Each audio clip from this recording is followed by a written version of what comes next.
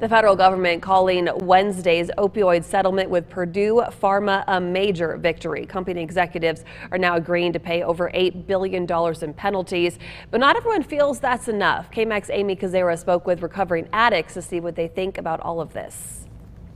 Yeah, Lauren, $8 billion may sound like a lot, but considering Purdue Pharma filed for bankruptcy just last month, it's unlikely they'll even pay the full amount.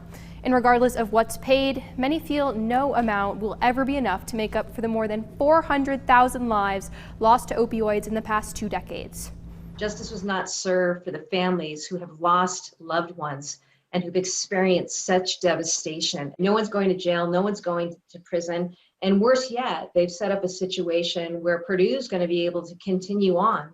Leaders from across the nation speaking at a press conference Wednesday, many voicing the concerns of recovering addicts everywhere. I don't ever think it's going to be an adequate amount. I mean, there are people who lost their lives. There are people who are still feeling the effects of Oxycontin. I don't think there will ever be a sufficient amount of money that will ever give people their lives back. Melissa Silva says her own addiction started with prescription drugs. And I remember asking the doctor, is this something that I am getting addicted to, because I was coming frequently?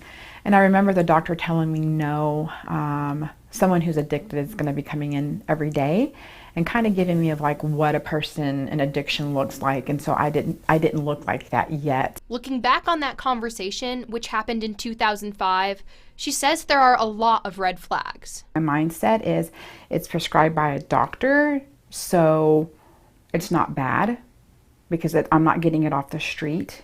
It's by a doctor, and so that makes it more legitimate. And Silva is just one of thousands in the U.S. that were overprescribed. And while there's been a lot more attention around this issue in the past several years, that doesn't mean it's gone away. That it continues. I know that there's been a lot of talk about the opioid epidemic and what people are trying to do, what medical facilities are trying to do, but it still continues. With so much going on between the election and COVID-19, the opioid epidemic has almost gotten lost in the mix. But the reality is thousands are still suffering and dying from opioid addictions. The $8 billion is largely symbolic. There is still a long road to recovery for those who've been impacted by Purdue Pharma.